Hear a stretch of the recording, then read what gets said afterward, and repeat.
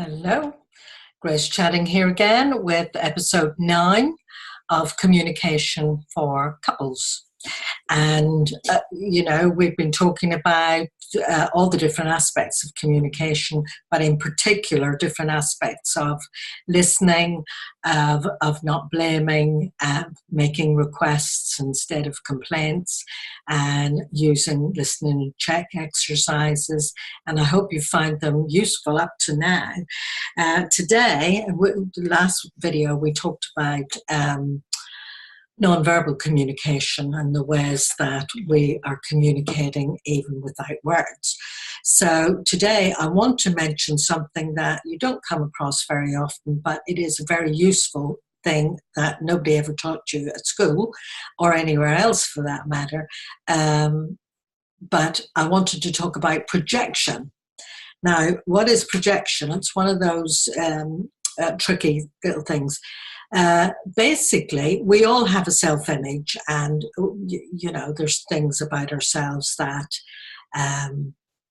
we don't like to think of ourselves as being a nasty person. We don't like to think of ourselves as being intolerant or impatient or unkind or grumpy. So if there are aspects of our personality that we don't like to think that we've got, and we disown them, what happens is we project them onto our partners. Every couple, most relationships, people do it, but definitely all couple relationships, the aspects of ourselves that we don't like to think we've got, that we disown, we'll project them onto our partner.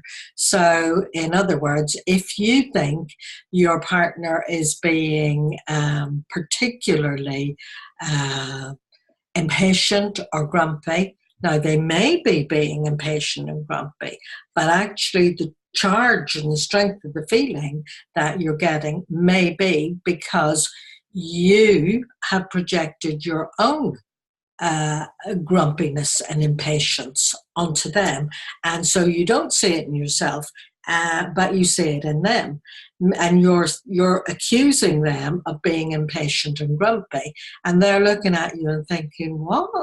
It's you who's being impatient and grumpy, not me." Think how often you've said that, or words to that effect, to your partner. Now, just because it is them projecting it onto you, it doesn't mean that there isn't a bit of it in you. But usually when we feel strongly about something we dislike in somebody else, if you stop and think, well, am I ever like that? Usually the answer will be yes. This works the other way around as well. Often, if there is something that we are particularly good at, or a quality or a trait, a positive quality or trait that we've got that we're not aware of, often we maybe if our self-esteem's a bit low and we're really good at something, we can often not see it and we project it onto somebody else. So, for example, I might think, I'm not very organized. I wish I was really organized and, tidy about things. But I might see that in my partner and admire that in my partner or a friend or somebody else. So things that we really admire about other people are qualities and traits that we have ourselves, but maybe we haven't developed them. We just think we haven't got it, but they have.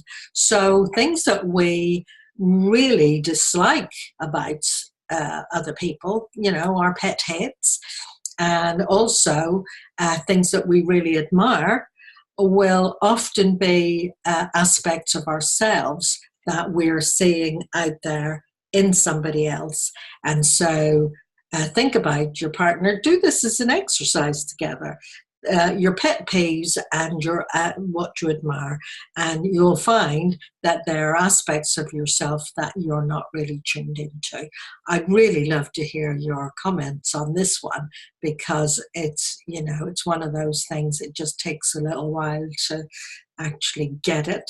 But when you get it, if you can see where you're each projecting onto the other, it can resolve quite a bit of conflict.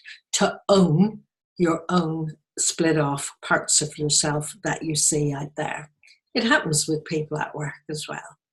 So I'm going to leave you to ponder on that one, and I'll catch you in the next video. Bye for now.